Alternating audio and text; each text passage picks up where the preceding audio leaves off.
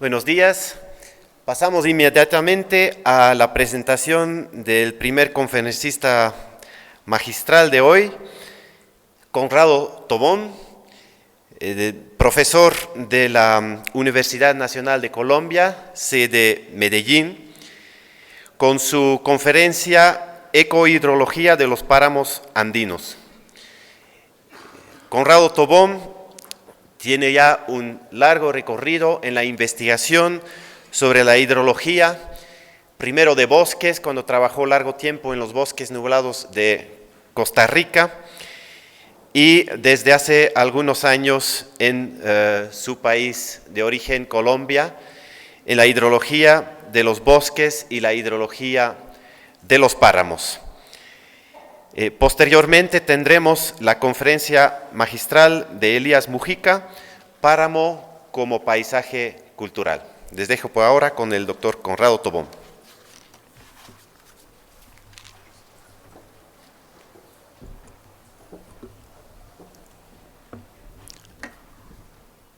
Yo creo que me acompañó esta mejor, que baila menos. Es que esa baila mucho. Esta baila demasiado.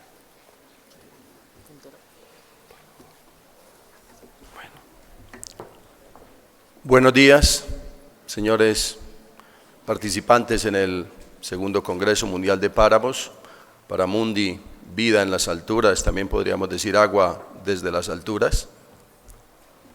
Muchas gracias por estar aquí presentes, haber madrugado. Siempre es bueno quedarse un rato más en la cama, sobre todo cuando hay una mañana fría como esta.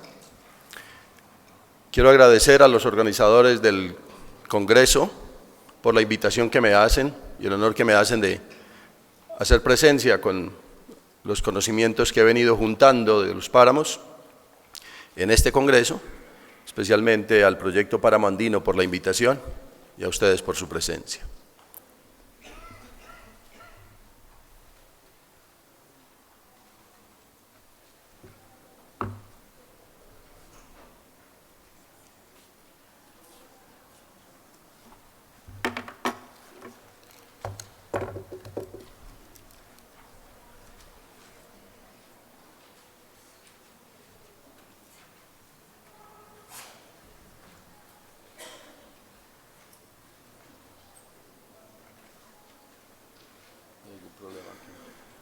Parece haber un problema.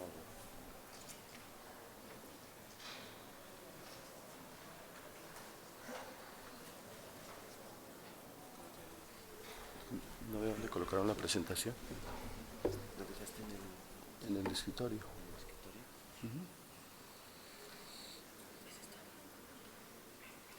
Sí, debe ser. Pequeño problema técnico.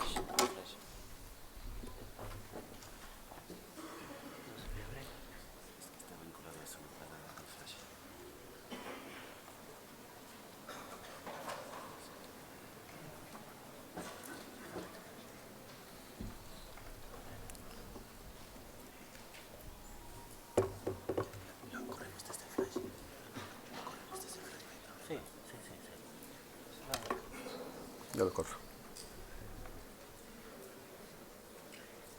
Ya.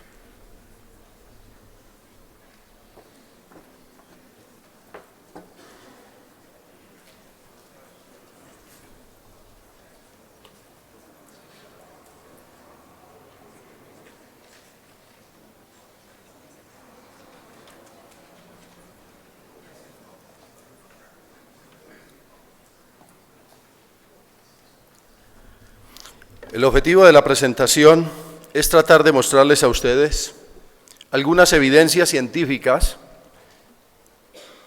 que han salido de investigaciones de los colegas que me han antecedido en este trabajo de escudriñar entre esas altas montañas el papel que desempeñan en el provisionamiento de agua, los que ahora me acompañan, mis estudiantes.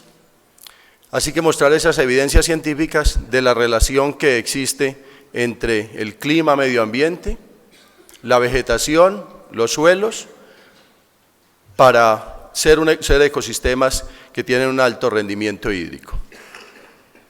¿Qué mejor empezar esta presentación con mostrar algunas expresiones públicas, tanto de los habitantes del páramo, este es un habitante del páramo, tanto de los habitantes del páramo como de científicos que les he preguntado, a algunos de ellos, a esta niña también le hice una pregunta, ¿qué pensaban del páramo? Y estas son sus respuestas. Una expresión de una organización dice: los páramos son fuentes de vida. Los páramos, una belleza natural, inclusive algunos se vuelven poetas. Los habitantes del páramo dicen que los páramos es la cabecera de la cuenca, es donde nace la vida, donde nace el agua, de hecho, donde nace el agua está la vida. Son colchones de agua. Conservar la materia orgánica y los ecosistemas de páramo es conservar la vida. Esta es una inspiración bastante poética. Los páramos son espacios de nieblas y lloviznas, arrimoleantes, de nubes, adheridas a las rocas y al viento, lugares de ambientes sombríos ignotos, donde los horizontes se multiplican y la totalidad se hace patente, y así se va yendo con una expresión poética. La subsistencia del páramo, algunos se expresan de los páramos de una manera diferente, pensando de que en algún momento pueden desaparecer. Este es uno de los ecosistemas gravemente amenazados, que requieren medidas urgentes para su conservación. Es una medida que se ha tomado recientemente en Colombia y gracias a algunos senadores se ha llegado a algunos puntos concretos. Hace 2 semanas se tomó una decisión sobre prohibir la minería en los páramos en Colombia, lo cual es un paso gigante, digámoslo así, para estos ecosistemas. Y en algunos momentos han peleado los periódicos con las empresas de agua, y entonces se expresan como que las empresas de acueducto han exprimido tanto los páramos, pero no invierten en su conservación. Podrían estar matando la gallina de los huevos de oro. Y mi maestro de maestros, le he preguntado ya en sus últimos días qué piensa de los páramos.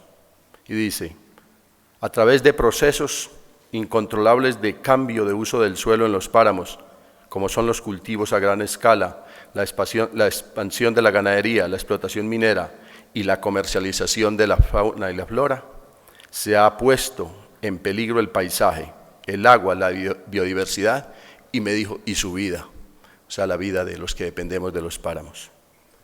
Gracias, profesor Tomás van der Hamen, por acompañarnos en este proceso de investigar los páramos. Pero entramos entonces a las evidencias científicas. ¿Qué son los páramos y cómo funcionan? Los páramos, por su posición en las partes altas de la montaña, son ecosistemas que están expuestos a masas de aire, algunos provenientes de zonas más secas, algunos provenientes de zonas muy húmedas, Pacífico, Amazonía, y ello hace que funcionen de especial manera en el aspecto ecohidrológico. Mantienen una vegetación, una distribución de esa vegetación, y esa vegetación en armonía con los suelos hace que funcionen de tal manera para que ellos sean, digámoslo así, obtengan y sean ambientes de una alta regulación hídrica. Vamos entonces a transigar en los siguientes minutos a mostrar cuáles son las evidencias, qué explica que los páramos tengan ese ambiente ecohidrológico y que tengan un alto rendimiento hídrico y la regulación hídrica. Esa distribución de los páramos vamos a hacerla desde Venezuela, norte de Colombia, Costa Rica, llegando a las Alcas y a las Punas, que dependiendo del agua que reciban y la distribución de estos eventos, también tienen ciertos ambientes ecohidrológicos. En términos generales, se ubican entre unos 2.700, 3.000 metros y 4.500 metros sobre el nivel del mar, entre más o menos los 11 grados norte y los 8 grados sur. Esa vegetación va cambiando un poco de sur a norte. En el sur tenemos, digamos, pastizales, inclusive las personas desprevenidas que llegan a los páramos del sur piensan, oiga, qué ambientes tan degradados, ¿quién convirtió esto a pastizales? Yo creo que fue un proceso de ganadería. Se van un poco más al norte y dice, por lo menos en el sur están muy degradados, en el norte por lo menos sí existe espeletia. Son los visitantes del páramo, algunos visitantes que ven ese ambiente. El ambiente ya lo han mostrado diferentes estudios. El páramo ha sido, como es hoy en día, donde está inalterado. Esa presencia en el sur de pastizales, especialmente Calamagrostis, que va aumentando paulatinamente hacia el norte con la presencia de unas especies arbustivas, es la vegetación de los páramos. Otro aspecto importante de los páramos es la gran diversidad. Empecemos por la diversidad étnica. Comunidades que han vivido en armonía con los páramos y lo han conservado para nosotros.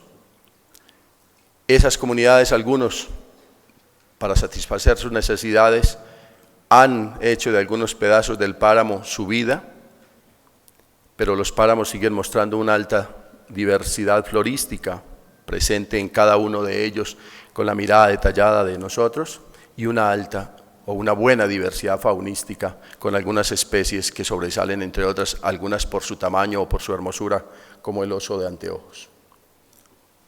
¿Cómo es el clima de los páramos? Algunos aspectos del clima de los páramos. Primero, el aspecto más resaltante de los páramos es la temperatura, pero no es un ambiente frío. Loja también tiene un ambiente frío. Es ese cambio en 24 horas de la temperatura, cambios que llegan hasta 22 grados centígrados. Usted puede estar a las 10 o 2 de la tarde con unos 18 o 20 grados y estar a las 11 o 12 de la noche con menos 3 o menos 4 grados centígrados. Pensemos entonces que si hay un cambio climático, los páramos ya lo experimentan en 24 horas, especialmente el de temperatura. Esa temperatura tiene ese comportamiento de incremento más o menos de 1 grado centígrado con 100 metros. Cada vez que subimos 100 metros, por lo menos algunos expuestos, hay uno aquí expuesto a la Amazonía, el otro expuesto al Pacífico. Los expuestos al Pacífico el cambio es menos intenso, los de la Amazonía es un poco más intenso, pero en términos generales se puede decir que es 1 grado centígrado con 100 metros, cada vez que ascendemos 100 metros en el altitudinal hasta una altura de más o menos 3.700 metros, donde la temperatura se puede decir que regula un poco, se estabiliza. Igualmente con la precipitación, la instalación y la presencia de pluviómetros y algunas redes de neblinómetros en algunos sitios, especialmente en Colombia, en Ecuador y en Bolivia, nos han mostrado de que la precipitación en los páramos tiene una alta variabilidad. Eso empieza ya a hablarnos de la ecohidrología de estos ecosistemas. Algunos páramos reciben una buena cantidad de agua, otros reciben mucho menos, pero de espacio a espacio, inclusive en pequeños espacios, hay una alta variabilidad de la precipitación. En términos generales, a la inversa que la temperatura, la precipitación aumenta hasta unos 3.800 metros, donde empieza a disminuir por aspectos físicos que ya entendemos. Esa distribución de la precipitación es está más o menos de este a oeste y de sur a norte. En el norte, en Venezuela, tenemos la magnitud, el tamaño que van a ver de la nubecita tiene que ver algo con la cantidad de precipitación, que se la voy a resumir. Una mayor precipitación hacia los páramos que quedan expuestos en la parte norte a la cuenca del Pacífico. Una alta precipitación igualmente de esos páramos que quedan expuestos en la parte norte a la Amazonía, especialmente los páramos, digámoslo así, de Sumapaz y Chingaza. Va disminuyendo la precipitación hacia el Ecuador en el costado del Pacífico, disminuye en el costado de la Amazonía Atlántico, va haciéndose menor la precipitación hacia el Perú y con valores menores Perú y norte de Bolivia. Los valores que saco son valores promedios que han sido deducidos de las investigaciones que se han llevado a cabo en los diferentes países, con una oscilación en Venezuela entre 800 y 1.200 milímetros al año, en Colombia entre 800 y unos 3.600 milímetros al año, en Ecuador entre 1.000 y 2.000 y en Perú entre 400 y 800. Esas son las tendencias generales de la distribución de la precipitación en nuestros páramos. En términos generales, hay contribución de la masa que viene desde el Atlántico y atraviesa la Amazonía. Hay contribuciones especiales de las masas que llegan desde el Pacífico y tocan directamente los páramos, y hay una conjugación entre las dos cuando se juntan en los valles interandinos. La humedad relativa en los páramos. Generalmente, esa distribución de la precipitación continua y frecuente y la presencia de niebla hace que los páramos sean ambientes relativamente húmedos, excepto en algunos periodos secos y excepto en algunos páramos al sur, donde hay tendencias a páramos secos a relativamente secos. Pero en términos generales, los páramos, cuando alguien llega a un páramo, una de las expresiones que dice, este es un ambiente bastante húmedo y bastante frío. Esas son las tendencias generales. Vemos más una tendencia clara a mantenerse saturados en la tarde, en la noche permanecen saturados y en la mañana, donde despiertan nuevamente a las 9, 10 de la mañana, a bajar la humedad relativa.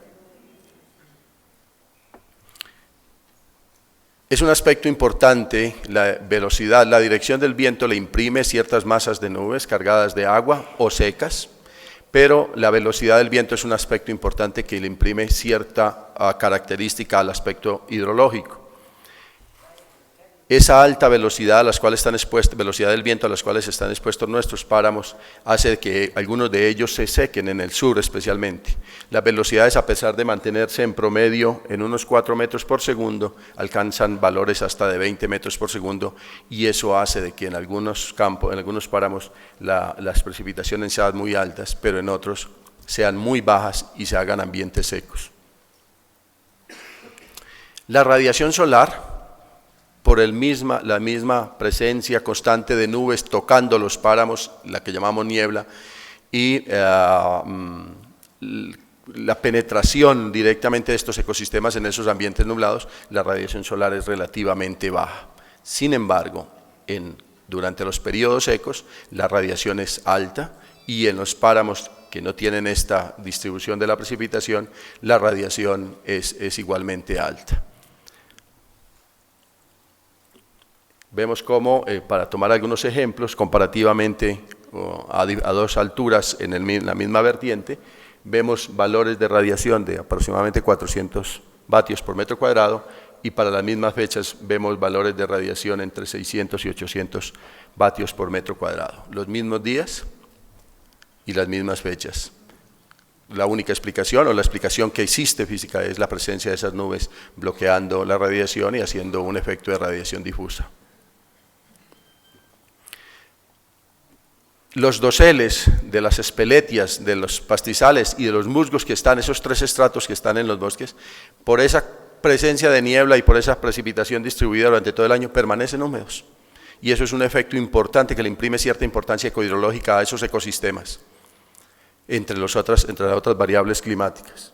Vamos ahora a mirar cuáles son los efectos unidos que le imprime a estos ecosistemas todas estas variables climáticas.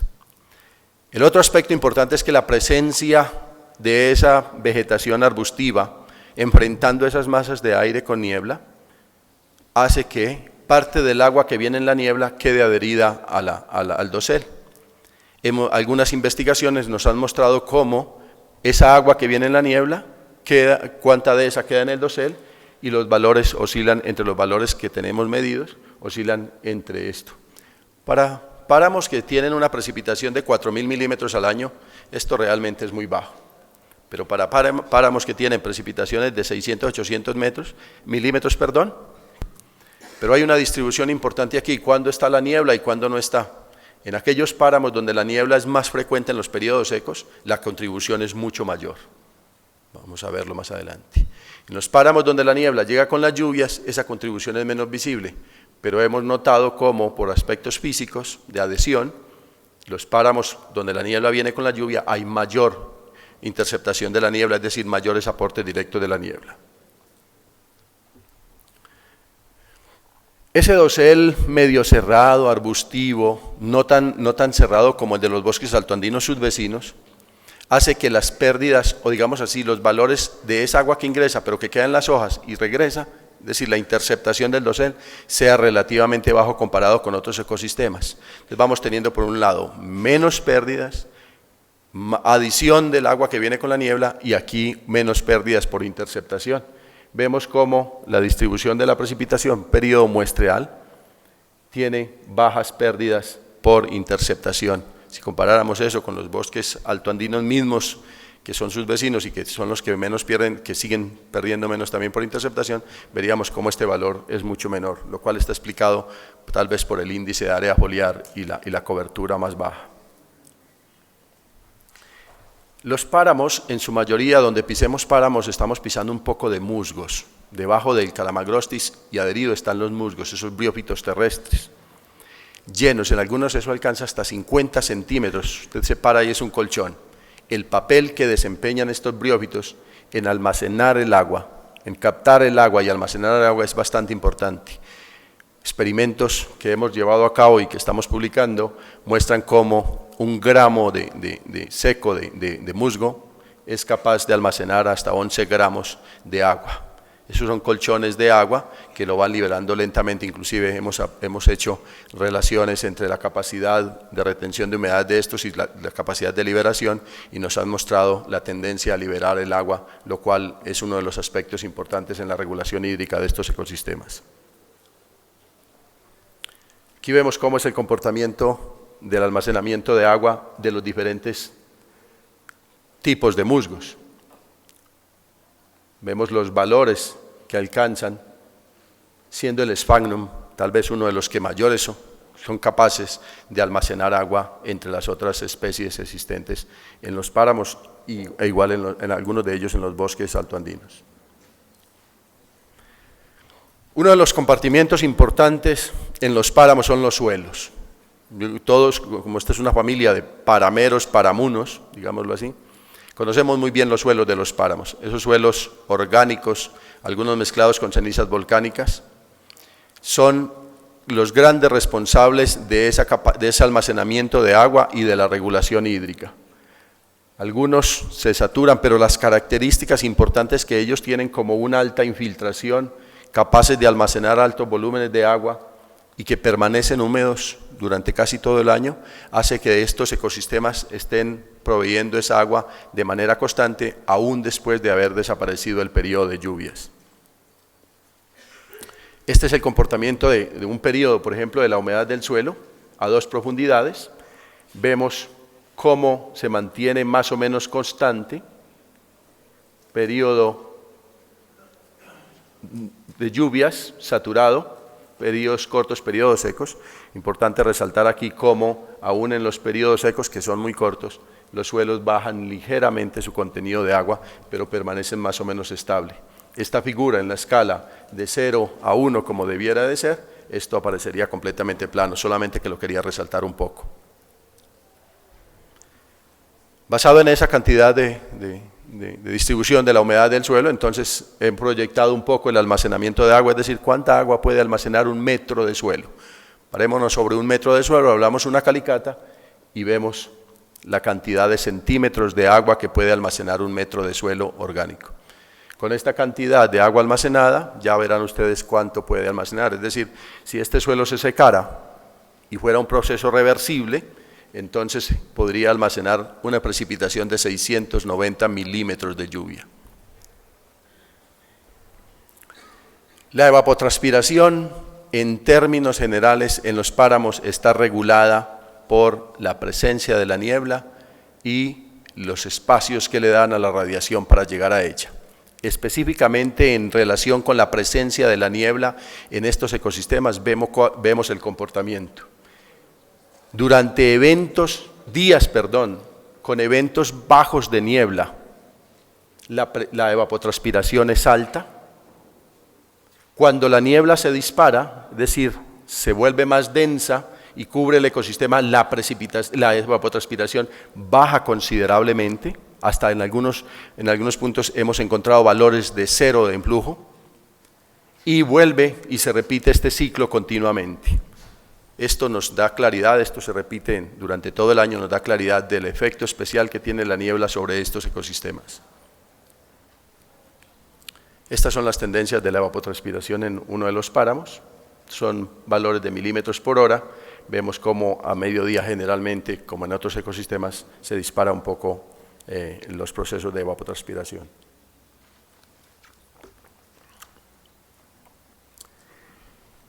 Eso conjugado se convierte en que los páramos son ambientes de alto rendimiento hídrico y voy a pasar a mostrar 5 diapositivas donde explico claramente cuáles son las variables que imprimen este alto rendimiento hídrico. Desde luego este alto rendimiento hídrico va a depender de la cantidad de agua que entra y cómo la regula el ecosistema, pero hemos encontrado valores entre la literatura existente y nuestras investigaciones de un rendimiento hídrico hasta de 0.65, un milímetro de lluvia se convierte en 0.65 milímetros de caudal en estos ecosistemas. Es tal vez de los ecosistemas que conocemos que tiene una relación directa tan alta. No dejamos de un lado de expresar que uno de los aspectos importantes en la regulación hídrica de estos ecosistemas lo producen estos estanques de almacenamiento que están ubicados sobre ellas, los humedales. Estos humedales, algunos en su alrededor con presencia de briófitos, de musgos, hacen de que durante los periodos de lluvia se recarguen completamente y se saturen, se llenen y posteriormente vayan liberando el agua manteniendo los caudales en los ríos o las quebradas especialmente. Entonces, ¿cuáles son los procesos que ecohidrológicamente explican el alto rendimiento hídrico de los páramos? Yo debía haber puesto aquí un oso pensando, solo que no lo encontré bien pensativo. Este no es un habitante del páramo, pero está mirando desde la Amazonía al páramo, esperando también de que allí le nace su agua. Las altas precipitaciones, pero más la frecuencia con que esas precipitaciones se presentan.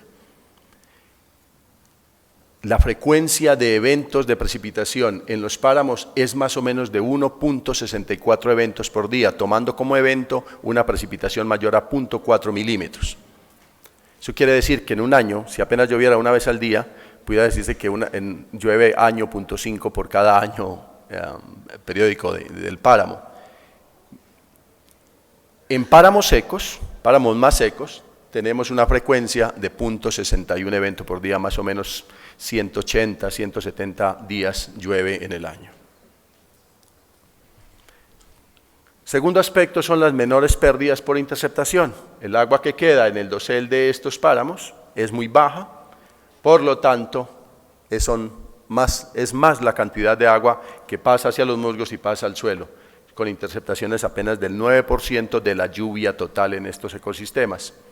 Mientras que en los bosques altoandinos tenemos una interceptación promedio del 16%, con algunos valores muy altos, como en Venezuela que se ha llegado a valores de 56%, y unos valores en otros ecosistemas muy bajos del 4%.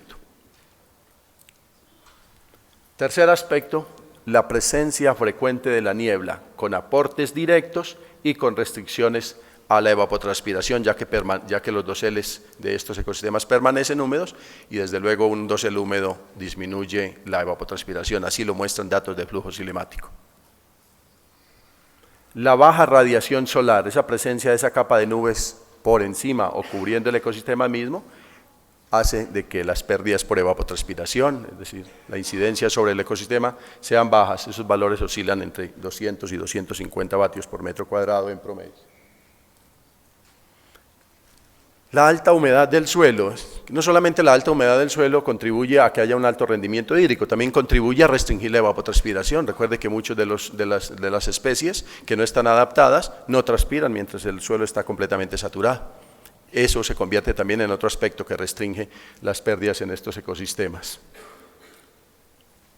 Por lo tanto, esos 4 factores conjugados hace de que estos ecosistemas tengan siempre estas fotografías. Altos rendimientos hídricos con muy bajas disminuciones en los periodos secos. Otro de los aspectos ecohidrológicos de los páramos. Dejamos de lado ya la parte del rendimiento hídrico y vamos a ver la calidad del agua, a entender un poco esa calidad del agua de los páramos. Estamos en las partes altas de los ecosistemas están no degradados, vamos a hablar de esos, también los hay con alta erosión, entonces por lo tanto tienen una baja erosión, no son grandes ríos que empiezan a salir de allí, son quebradas pequeñas, por lo tanto la capacidad de carga de las quebradas es baja, los suelos tienen una alta infiltración, por lo tanto hay una menor escorrentía superficial y hay un menor arrastre de sedimentos, menor erosión. La presencia de un páramo inalterado implica de que no hay aplicaciones, que no hay industrias, no hay uso de agropecuarios, por lo tanto no hay fuentes de contaminación de las aguas. Claro, lo contrario también se da. Estos factores explican la buena calidad de las aguas, con algunas excepciones. Las excepciones son el tipo de sustrato rocoso. Cuando vamos a algunos páramos vemos un agua color chocolate, Coca-Cola para no hacer mucha propaganda, y eso debe a los taninos en la relación suelo-vegetación.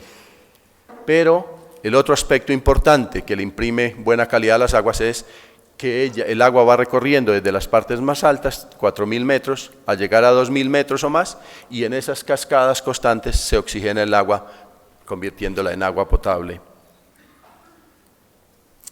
¿Cómo se deteriora esta calidad del agua? La presencia de centros urbanos deteriora considerablemente la calidad del agua de los páramos. Los cambios en el uso del suelo, los cultivos agrícolas, la conversión a pastos y la ganadería extensiva.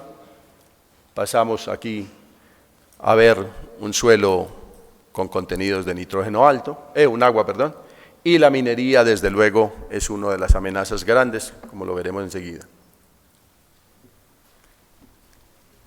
¿Cómo actúan los páramos para el control de la erosión?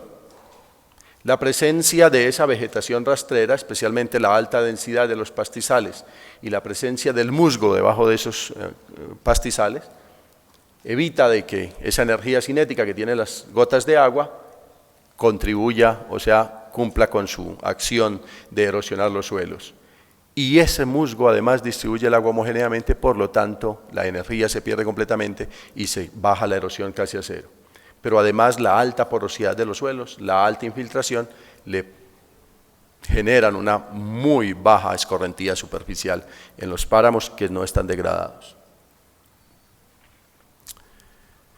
Sin embargo, los páramos los consideramos como ecosistemas muy frágiles, o frágiles digamos. Los tres aspectos importantes de esta fragilidad tienen que ver. Los páramos están fragmentados. El área potencial que se ha mapeado dentro del proyecto Páramo Andino son unos 40.000 kilómetros cuadrados, de los cuales el 40% está modificado, el 30% está intervenido y solamente el 30% está conservado. Es decir, este 30% tendrá que trabajarse, seguir conservando esto para volver a cubrir estas grandes áreas. Esa fragmentación de los páramos la hace de por sí frágil. Ayer uno de nuestros ponentes magistrales nos decía que la fragmentación de los bosques ya era natural y que eso también los hace frágiles. Ecosistemas donde se manifiesta el cambio climático, pero además de los cambios que se presentan en la precipitación y la temperatura, reciben el efecto que se produce con el cambio en el uso del suelo en las tierras bajas. Ya veíamos en Costa Rica cómo, con un investigador, Bob Lowton, cómo cambios en la parte baja de la vertiente del Atlántico produjeron cambios significativos en el nivel base de las nubes y afectaron los bosques nubosos. Eso puede pasar con nuestros páramos, no lo hemos medido, lo empezamos a medir hace 7 meses y no hemos todavía detectado cambios en el nivel base de las nubes, pero es por el tiempo de mediciones. La fragilidad de estos ecosistemas también se muestra en los suelos.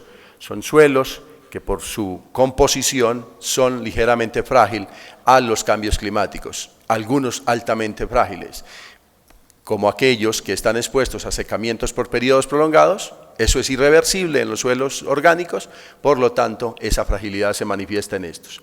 Las condiciones climáticas, especialmente la presencia de sequías frecuentes y prolongadas, puede generar en estos suelos una pérdida total de su capacidad de almacenamiento y de retención de humedad, por lo tanto la regulación hídrica de estos ecosistemas. Entonces, en resumen, ¿cuáles son las amenazas principales que tienen los páramos y cuáles son los efectos? Los cultivos agrícolas, la ganadería, el aumento de la población.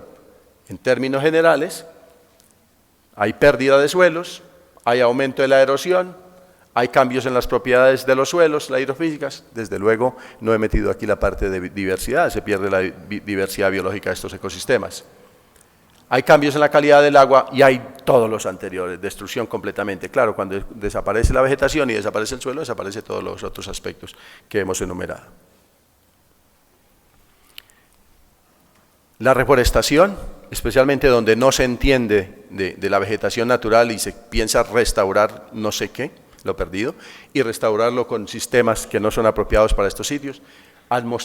Investigaciones han mostrado cómo ya esos páramos están perdiendo su capacidad reguladora, y lo que ya le he hablado del cambio climático. Especialmente la fragilidad está, o el efecto está, en que se pudiera elevar ese nivel base de las nubes. Al elevarse el nivel base de las nubes se disminuyen o desaparecen los aportes directos y aumenta la radiación, aumenta la transpiración y empiezan los ecosistemas a funcionar de otra manera si es que se adaptan. Veamos esas percepciones públicas, populares y las bases científicas para terminar. La presencia de los páramos implica que son capaces de prevenir sequías, son capaces de prevenir inundaciones y son capaces de prevenir erosión. Vamos a ver, entender un poco. Lo primero a entender es que hay cambios climáticos y los fenómenos se están juntando en su frecuencia. Cualquier ecosistema que reciba un fenómeno más frecuente, un fenómeno extremo más frecuente, es vulnerable al ecosistema. Es decir, el cambio climático hará contribución, ayer decía que no hay contribuciones negativas, digamos hará su contribución negativa sobre estos ecosistemas, depende cómo se presente. Los páramos y las sequías. La vegetación, ya vimos que la vegetación de los páramos consumen, digámoslo así, menos agua, transpira menos agua, que los suelos de los páramos tienen una alta capacidad de almacenamiento de agua, sin embargo su baja profundidad hace que el almacenamiento neto sea bajo. Por lo tanto, durante los periodos secos ya algunos páramos han mostrado que son vulnerables a esos cambios climáticos. Vemos cómo Chingaza, un páramo en Colombia que provee agua a Bogotá, cambió drásticamente durante estos dos fenómenos especiales, 1983 y 1997, teniéndose que llegar a racionamiento de agua. ¿La humedad del suelo un factor crucial en la respuesta de estos ecosistemas? Sí, desde luego. El efecto amortiguador que tienen los suelos de páramo reduce o aumenta la humedad del suelo, la posición de estos en las cabeceras de las cuencas, generan un bajo caudal al inicio, digamos al inicio, y la superficialidad de los suelos, pero en casos extremos, donde presentan eventos extremos, las inundaciones que se puedan presentar abajo son contribuciones de todos los ecosistemas que le siguen ahí. O sea, es una contribución porcentual. Y en estos eventos los ecosistemas no pueden actuar como controladores de las inundaciones. En las partes bajas quiero decir. Los páramos son capaces de prevenir la erosión y los deslizamientos. Estos generalmente ocurren durante eventos extremos. En ese caso, cualquier ecosistema en un evento extremo conlleva la erosión y conlleva los deslizamientos. Sin embargo, la presencia de la vegetación original, natural, puede mantener el suelo hasta ciertos puntos extremos donde se rompe. Pero la desaparición de esas condiciones naturales o de vegetación natural hace de que sean más vulnerables a eventos aún con menos intensidad o frecuencia. Vamos entonces a llegar a 4 conclusiones. Ecohidrológicamente, los páramos naturales presentan un equilibrio muy frágil entre las variables fisiográficas, climáticas y de suelo de vegetación que explican su gran aporte hídrico, especialmente la regulación hídrica. Las entradas por niebla son muy bajas, sin embargo, su gran aporte consiste en restringir la evapotranspiración de la vegetación en estos ecosistemas. Los suelos y la presencia de esa capa de briófitos cubriendo esos suelos son los compartimientos responsables de la regulación hídrica de los páramos, y la fragilidad de estos ecosistemas puede ser alterada fácilmente, especialmente con el cambio del uso en el suelo y seguidamente con el cambio de las condiciones climáticas. Finalmente le contestamos la pregunta a la niña que apareció en la primera diapositiva y pensamos que nuestros páramos son manantiales de agua y dependiendo de sus entradas y las condiciones como estén hoy inalterados, son altos reguladores hídricos y proveen de una buena calidad del agua. Muchas gracias por su atención.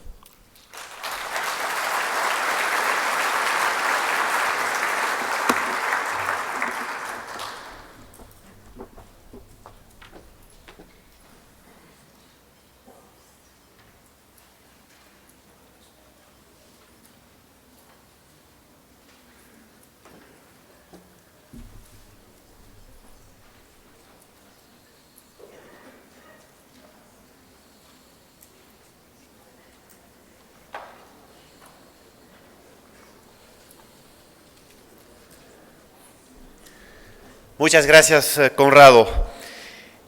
Posicionó el tema de tanto consenso que es el relacionado al agua, la importancia del agua y los páramos. Pero en esta segunda conferencia magistral de esta mañana, con